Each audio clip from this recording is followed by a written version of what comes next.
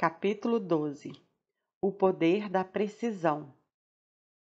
A linguagem humana é como uma chaleira rachada na qual tiramos melodias para ursos dançarem, quando, durante o tempo todo, estamos querendo comover as estrelas. Gustav Flaubert. Pense numa ocasião em que ouviu palavras que pareciam magia. Talvez tenha sido num evento público, como no discurso de Martin Luther King Jr. Eu tenho um sonho. Talvez fossem as palavras de seu pai, de sua mãe ou de um professor. Todos nós podemos nos lembrar de momentos quando alguém falou com tanta força, precisão e ressonância que as palavras ficaram conosco para sempre. A palavra é a mais poderosa droga estimulante usada pela humanidade, disse certa vez Rudyard Kipling. Todos nós podemos nos lembrar de ocasiões em que certas palavras pareceram ter uma qualidade mágica e inebriante.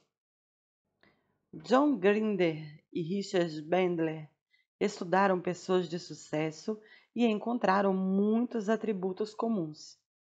Um dos mais importantes foi a técnica precisa de comunicação. Um diretor tem de dirigir informações para ser bem-sucedido. Bandler e Grinder descobriram que a maioria dos diretores de sucesso pareciam ter um talento para chegar rapidamente ao coração da informação e comunicar aos outros o que tinham aprendido. Tinham tendência a usar frases-chave e palavras que transmitiam suas ideias mais importantes com grande precisão. Eles também entendiam que não tinham necessidade de saber tudo. Distinguiam entre o que precisavam saber e o que não precisavam. Se concentravam no primeiro.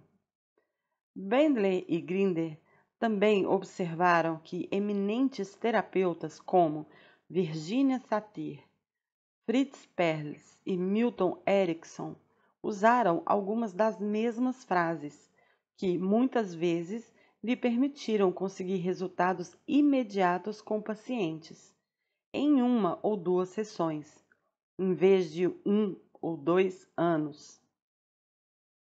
Não há nada de surpreendente no que Bandler e Grinder encontraram. Lembre-se, aprendemos que o mapa não é o território. As palavras que usamos para descrever experiências não são as experiências.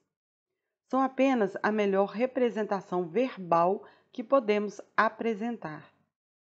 Assim, é evidente que uma das medidas do sucesso é como nossas palavras podem transmitir com cuidado e precisão o que queremos, ou seja, quanto nosso mapa pode aproximar-se do território.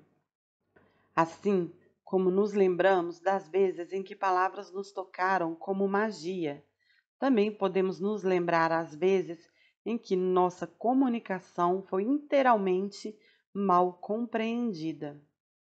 Talvez pensássemos que estávamos dizendo uma coisa, mas o ouvinte entendeu uma mensagem diferente. Portanto, uma linguagem exata tem a capacidade de movimentar as pessoas em direções úteis, e uma linguagem confusa pode desencaminhá-las. Se pensamento corrompe linguagem, linguagem também pode corromper pensamento. Escreveu George Orwell, cujo 1984 é baseado exatamente neste princípio. Neste capítulo, vamos conhecer instrumentos que o ajudarão a comunicar-se com mais precisão e eficiência do que já o fez até agora. Você vai aprender como guiar outras pessoas em direção ao mesmo objetivo. Há instrumentos verbais simples que qualquer um de nós pode usar para desfazer as inconsequências verbais e distorções nas quais a maioria de nós é envolvida. Palavras podem ser paredes, mas também podem ser pontes. É mais importante usar palavras para unir pessoas do que para separá-las. Em minhas palestras públicas, digo às pessoas que vou mostrar-lhes como conseguirem o que querem. De fato, digo-lhes que escrevam bem no alto de uma folha de papel como conseguir aquilo que quero. E após passar por uma preparação bastante longa, dou-lhes a fórmula mágica. Como conseguir aquilo que quero? Peça, eu digo, e é só. Estou brincando? Não. Quando digo peça, não pretendo que a pessoa se lamente ou implore, ou se queixe ou se rebaixe. Não pretendo que espere que alguém faça seu trabalho. O que pretendo é que aprenda a pedir com inteligência e exatidão. Aprenda a pedir de uma forma que a ajude tanto a definir como a realizar seus objetivos. No último capítulo, você começou a aprender a fazer isso, quando formulou os objetivos, metas e atividades específicas que queria alcançar. Agora, você precisa de mais alguns instrumentos verbais específicos. Há 5 diretrizes para pedir com inteligência e exatidão. 1. Peça especificamente. Deve descrever o que quer, tanto para você como para alguém mais. Alto, longe, quanto? Quando, onde, como, com quem? Se seu negócio precisa de um empréstimo, você o conseguirá, se souber como pedir. Não o conseguirá se disser: precisamos de mais algum dinheiro para nos expandirmos em uma nova linha de produtos. Por favor, empreste-nos algum. Você deve definir com precisão o que precisa, por que precisa e quando precisará. Deve ter habilidade para mostrar o que será capaz de produzir com o dinheiro. Em nosso seminário sobre colocação de metas, as pessoas sempre dizem que querem mais dinheiro. Eu lhes entrego algumas moedas. Elas pediram e receberam, mas não pediram com inteligência, portanto, não conseguiram o que queriam. 2. Peça a alguém que possa ajudá-lo. Não é suficiente pedir especificamente. Você deve pedir a alguém que tenha os recursos, o conhecimento, o capital, a sensibilidade ou a experiência de negócios.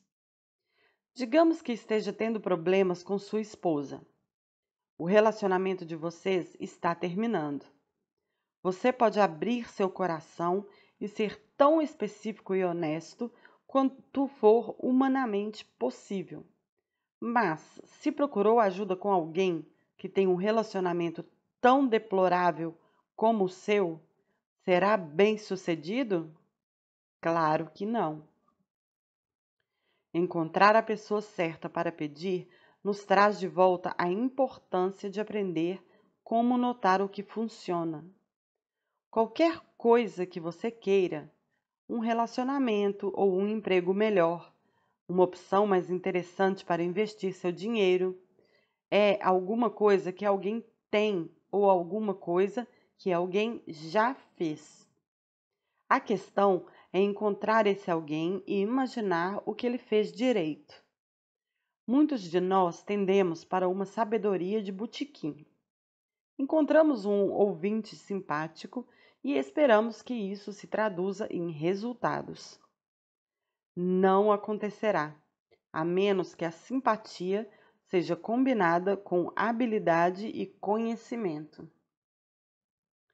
3. Crie valor para a pessoa a quem está pedindo.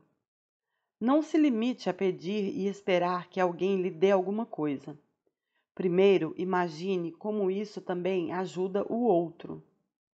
Se teve uma ideia sobre negócios e precisa de dinheiro para concretizá-la, uma maneira de fazer isso é encontrar alguém que possa ajudar e também ter proveito. Mostre-lhe como sua ideia pode render dinheiro para você e para ela. Criar valor não precisa sempre ser tão tangível.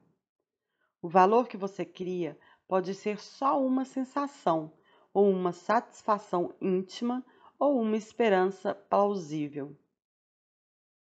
Se você viesse a mim e dissesse que precisa de $10.000, provavelmente eu diria: uma porção de outras pessoas também. Se você dissesse que precisa do dinheiro para fazer uma mudança na vida das pessoas, eu poderia começar a escutar.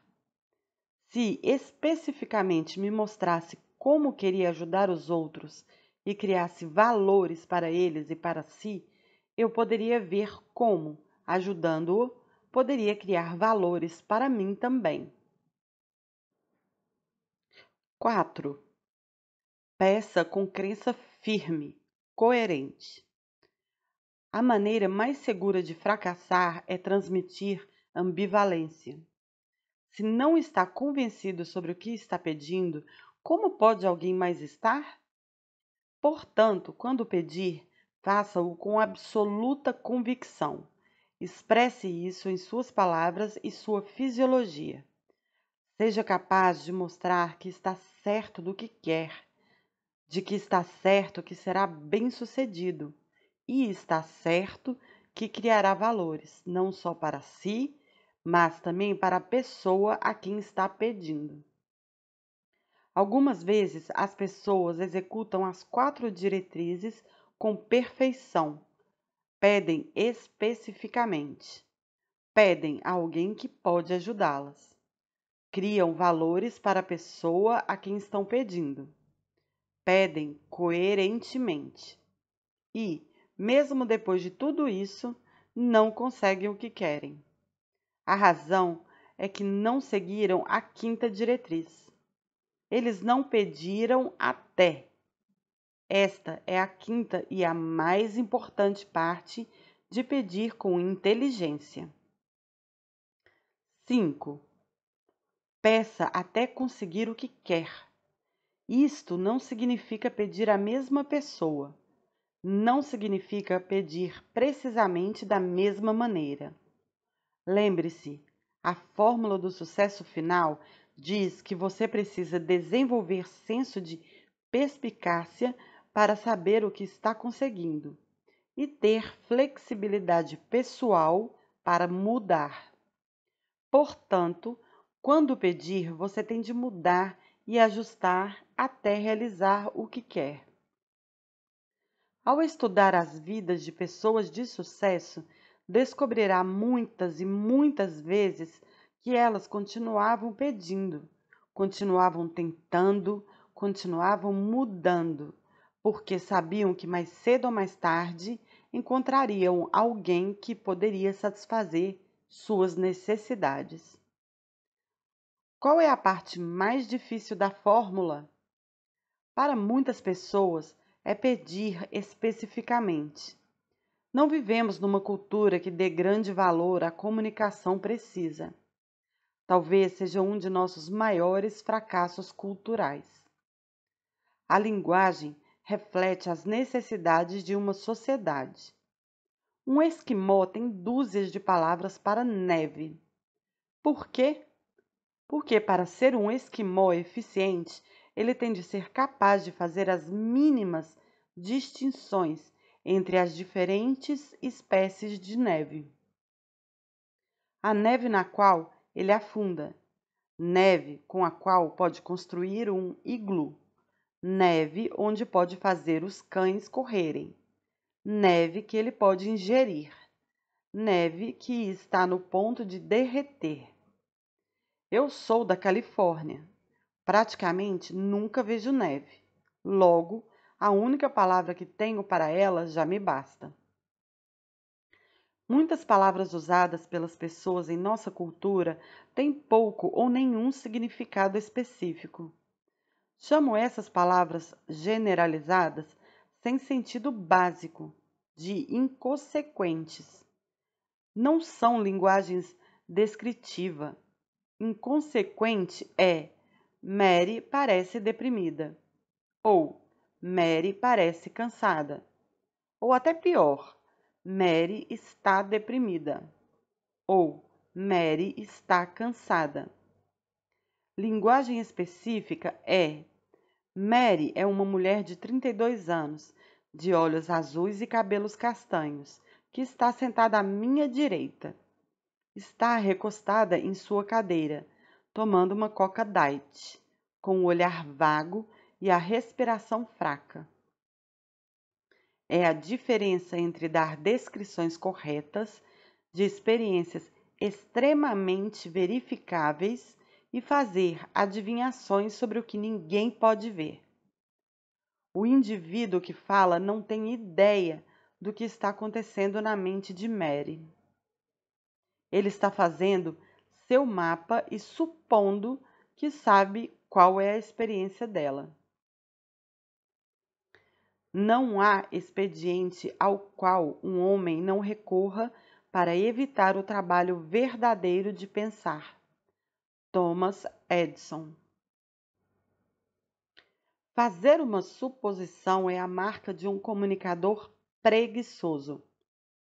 É uma das coisas mais perigosas que você pode fazer ao lidar com outras pessoas. Um bom exemplo é Three Mile Island. Segundo um relatório do New York Times, muitos dos problemas que provocaram o acidente que fechou a usina nuclear já tinham sido delineados em memorandos de equipes de trabalho. Como funcionários da companhia admitiram mais tarde, todos eles supunham que alguém mais estivesse tratando do assunto. Em vez de tomarem as medidas certas, perguntando quem especificamente era responsável e o que especificamente estava sendo feito, eles supuseram que alguém, em algum lugar, estava cuidando de tudo. O resultado foi um dos piores acidentes nucleares da história americana. Muito de nossa linguagem nada mais é do que uma louca generalização e suposição. Esse descuido da língua pode esvaziar o conteúdo real de quase todas as nossas mensagens. Se as pessoas nos dizem com precisão o que as preocupam concretamente e nós entendemos o que pedem, algo poderá ser feito. Mas se usam palavras vagas e generalizações, perdem-se na neblina mental. A chave para a eficácia nas comunicações consiste em atravessar essa neblina, evitar excessos. São vários os procedimentos através dos quais sabotamos a comunicação verdadeira, quando usamos uma linguagem descuidada e abusivamente generalizada. Se você quer dialogar com eficácia, deve estar preparado para o aparecimento da neblina e saber fazer algumas perguntas que permitam extrair a maior quantidade possível de informação útil. Quanto mais se aproximar de uma representação completa da experiência interna do interlocutor, maiores serão as probabilidades de obter uma mudança. Uma forma para evitar os exageros verbais é o chamado modelo de precisão. Sua melhor descrição visual é a regra das duas mãos. Durante alguns minutos, memorize o diagrama. Levante as duas mãos ao mesmo tempo em direção ao alto e à esquerda de seu campo visual, para favorecer o armazenamento dessa informação visual. Focalize nos dedos, um a um, e repita seguidamente as palavras correspondentes. Primeiro as de uma mão e depois os da outra. Feito isso, veja se ao escolher um dedo qualquer se lembra imediatamente da palavra ou frase correspondente. Seja insistente e aprenda a regra até que as associações aconteçam automaticamente. Agora que estas palavras e frases estão gravadas em sua mente, vamos explicar o que significam. O modelo de precisão é um guia para resolver algumas das armadilhas mais comuns da linguagem. É um mapa de alguns dos becos sem saída mais perigosos em que as pessoas costumam se meter. A intenção é reconhecê-las logo que se apresentam e encaminhá-los a um sentido mais conveniente. Desta maneira, podemos diagnosticar as distorções, as omissões e generalizações de nossos interlocutores, sem deixar de manter uma comunicação com eles. Comecemos com os dedos mínimos. O direito, como você recorda? Tema, palavra universais. O esquerdo, as palavras todos, sempre, nunca. Os juízos universais estão muito bem, sempre e quando forem verdadeiros. Se você diz que todos os humanos precisam de oxigênio ou que todos os professores da escola de seu filho são universitários graduados, expressou alguns fatos. Mas é mais frequente que os juízos universais sirvam para se perder na neblina da inconsequência. Você vê um grupo de garotos barulhentos na rua e diz: meninos de hoje não têm modos. Um de seus empregados não faz o serviço direito e você diz: não sei por que pago a essas pessoas, elas nunca trabalham. Em ambos os casos, e na maioria das vezes que usamos universais, fomos de uma verdade limitada a uma inverdade geral. Talvez aqueles garotos sejam barulhentos, mas nem todos os garotos não têm modos. Talvez um empregado em particular pareça incompetente, mas nem todos o são. Portanto, da próxima vez que ouvir generalizações como essa, simplesmente lembre-se do modelo de precisão. Repita a afirmação, enfatizando o classificador universal. Todos os garotos são mal comportados? Pergunte a si mesmo. Todos? Bem, suponho que não. Só esses garotos em particular. Seus empregados nunca trabalham? Sua pergunta. Nunca? Bem, creio não ser verdade. É certo que esse rapaz errou tudo, mas não posso dizer o mesmo dos outros. Agora, junte os dois dedos anulares e examine as palavras restritivas. Devo, não devo, tenho de, não posso.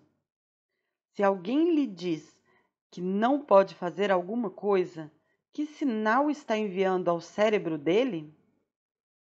Um sinal limitador, em função do qual, evidentemente, não conseguirá mesmo. Nunca faltam explicações quando perguntamos às pessoas por que não podem fazer algo ou por que têm de fazer algo que não querem. A maneira de quebrar este círculo vicioso consiste em perguntar: o que aconteceria se você fosse capaz de fazê-lo? Deste modo, se coloca à vista uma possibilidade que até o momento passava despercebida. Agora, nosso interlocutor passará a considerar tanto as derivações positivas como as negativas da atividade em questão. O mesmo processo acontece com você no diálogo interno. Quando diz a si mesmo: não posso fazer aquilo, o que deve perguntar-se em seguida é: o que aconteceria se pudesse? A resposta seria uma lista de ações e sensações positivas estimulantes. Criaria novas representações de possibilidades e daí novos estados e novos resultados possíveis. Apenas fazendo essa pergunta, começa a mudar nossa fisiologia e nosso pensamento, permitindo que o propósito seja mais viável. Além disso, você poderia perguntar: o que me impede de fazê-lo agora? Com o que torna claro o que especificamente precisa mudar. Agora vá para os dedos médios, que representam os verbos e a pergunta: como especificamente? Lembre-se que o nosso cérebro precisa de sinais claros para agir com eficácia. Linguagem e pensamentos inconsequentes nos paralisam. Quando alguém diz, estou deprimido, apenas descreveu um estado, mas nada específico. É preciso ventilar a neblina. Quando alguém diz que está deprimido, peça que diga concretamente como e qual é a causa específica. Para obter dados mais precisos e úteis, é preciso passar ao passo seguinte da precisão. Diante do pedido de esclarecimento, seu interlocutor talvez diga: estou deprimido porque sempre dá tudo errado no meu trabalho. Qual é a pergunta seguinte? A sentença universal é verdadeira? Provavelmente não. Então você insistirá: sempre sai tudo errado? Com frequência a resposta será: bem, nem sempre. Ao enfrentar a névoa e passar para o concreto, você terá criado um caminho para identificar o problema real e resolvê-lo. O mais provável será que seu interlocutor tenha cometido algum erro de pouca importância, o qual transforma simbolicamente num grande fracasso que só existe na mente dele. Agora põe seus indicadores juntos. Aquele que representa os nomes e o quem ou que especificamente. Sempre que ouvir nomes de pessoas, lugares ou coisas, em qualquer declaração generalizada, responda com uma frase que inclua quem ou o que especificamente. É a mesma coisa que fez com os verbos, indo de uma inconsequência não específica para o mundo real. Você não pode trabalhar com uma nuvem generalizada que só existe na cabeça de alguém. Você pode lidar com o mundo real. Nomes não específicos são uma das piores espécies de inconsequências. Quantas vezes você já ouviu alguém dizer: eles não me compreendem, ou eles não vão me dar uma oportunidade? Bem, especificamente, quem são eles? Se é uma grande organização, deve com certeza haver uma pessoa que irá tomar uma decisão. Portanto, em vez de permanecer nesse lugar vago onde eles não compreendem, você precisa encontrar uma maneira de tratar com a pessoa do mundo real, que toma as decisões no mundo real.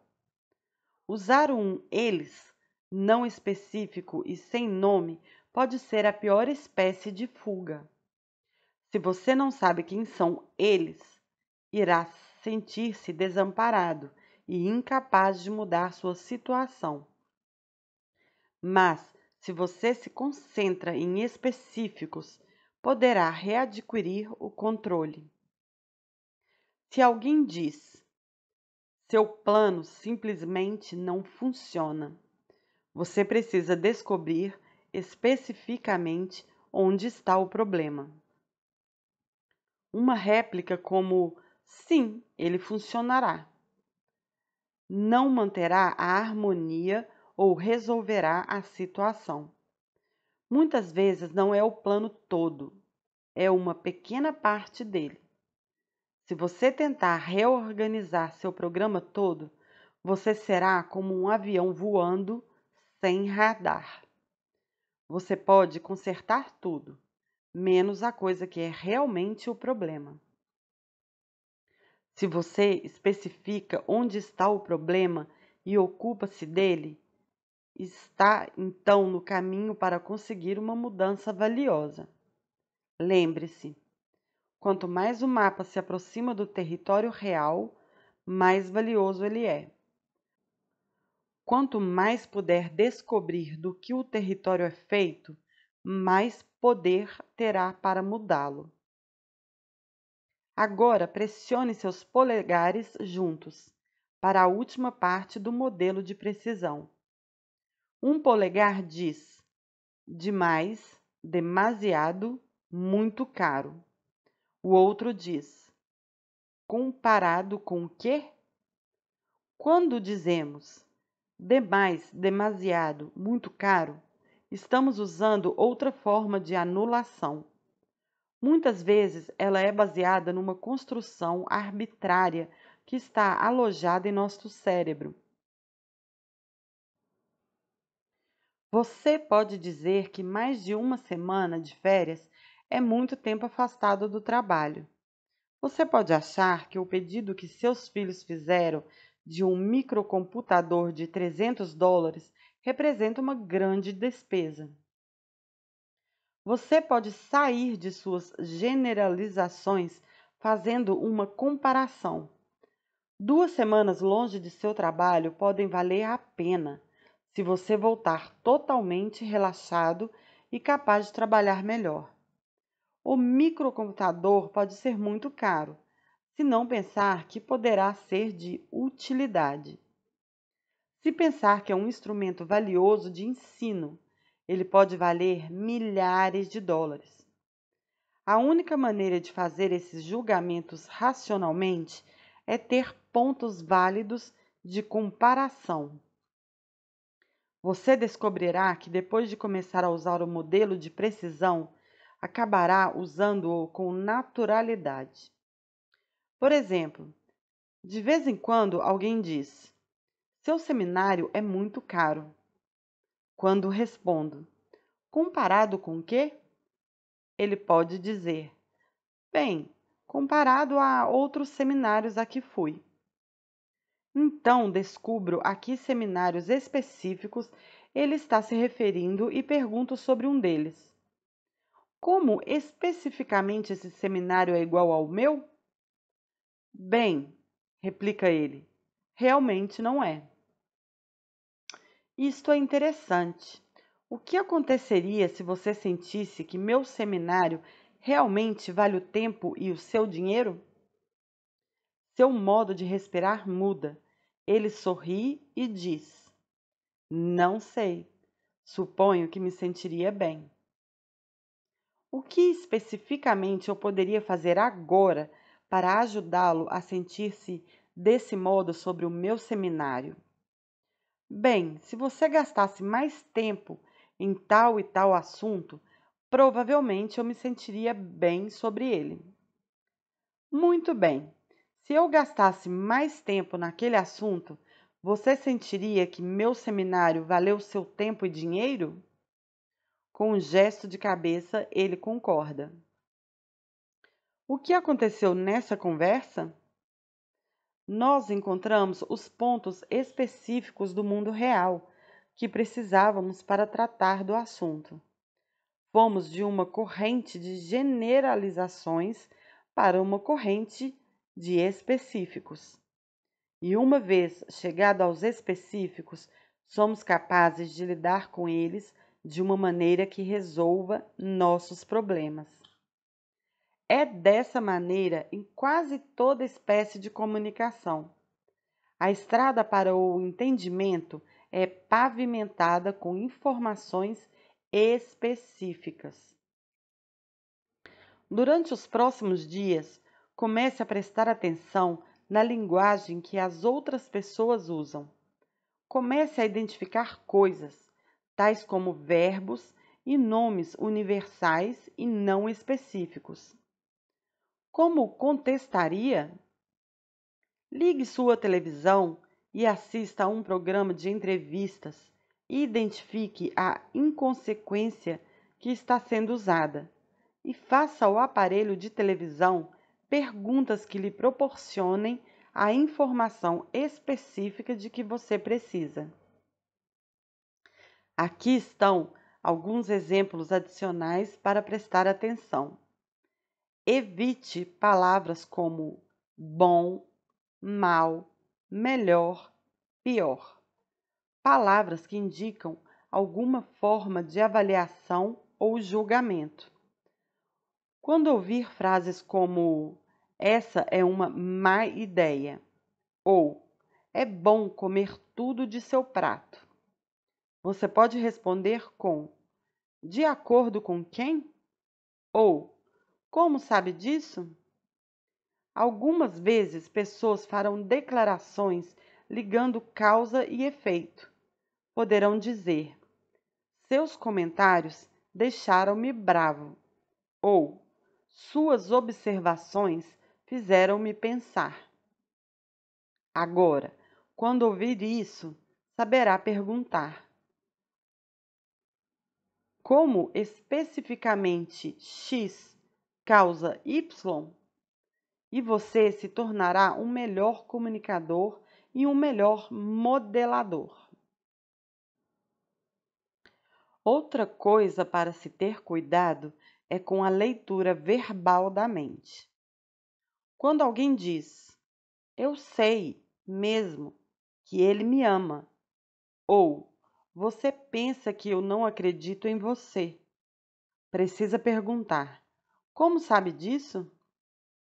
O último exemplo para aprender é um pouco mais sutil, o que é uma boa razão para prestar atenção. O que as palavras como atenção, declaração e razão têm em comum? São substantivos, certo? Mas não podemos encontrá-las no mundo exterior. Você já viu uma atenção? Não é uma pessoa, lugar ou coisa, apenas o derivado do verbo que descreve o processo de atender, observar. Verbos substantivados são palavras que perderam sua característica específica. Quando ouve uma dessas palavras, você quer fazê-la voltar em um processo, o que lhe dá o poder de redirecionar e mudar sua experiência. Se alguém diz, eu quero mudar minha experiência, a maneira de reconduzi-la é perguntar, o que quer experimentar? Se ele diz, quero amor, você responderia com, como quer ser amado? Ou, o que é estar amando? Há uma diferença em especificação nas duas formas? Com certeza, sim. Há outras maneiras de conduzir comunicação, perguntando as questões certas. Uma é emoldurar objetivos. Se você pergunta a alguém o que está aborrecendo ou o que está errado, conseguirá uma longa dissertação só sobre isso. Se perguntar o que você quer ou como quer mudar as coisas, você reconduziu sua conversação do problema para a solução.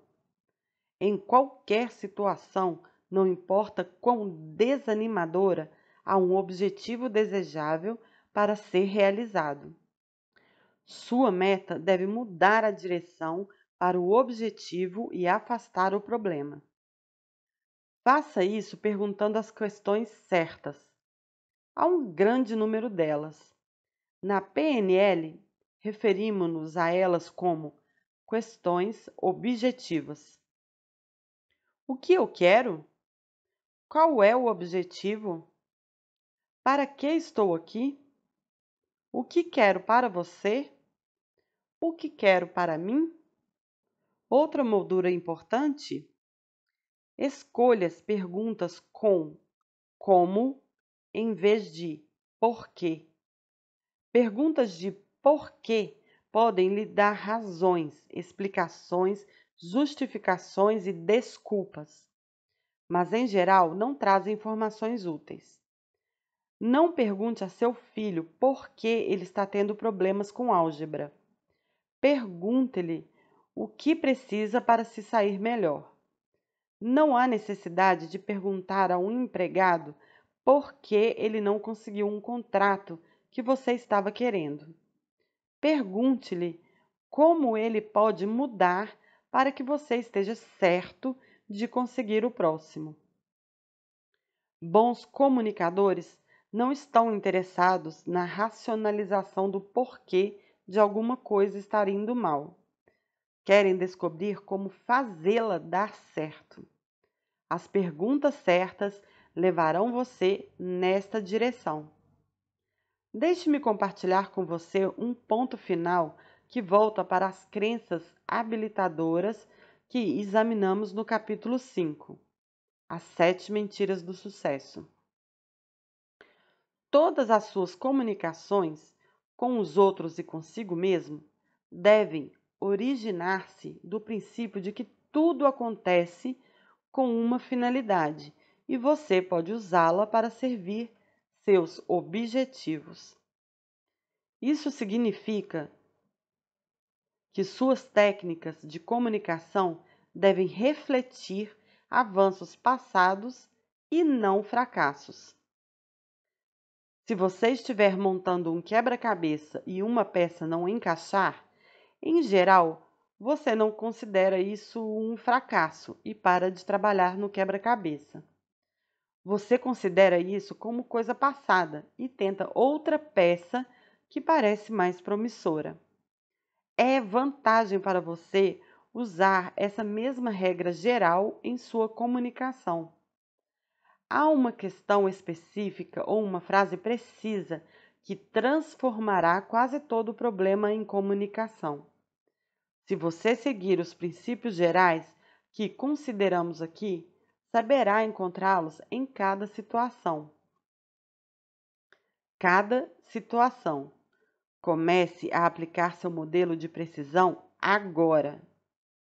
No próximo capítulo, vamos olhar para a base de toda interação humana bem-sucedida, a cola que mantém as pessoas unidas.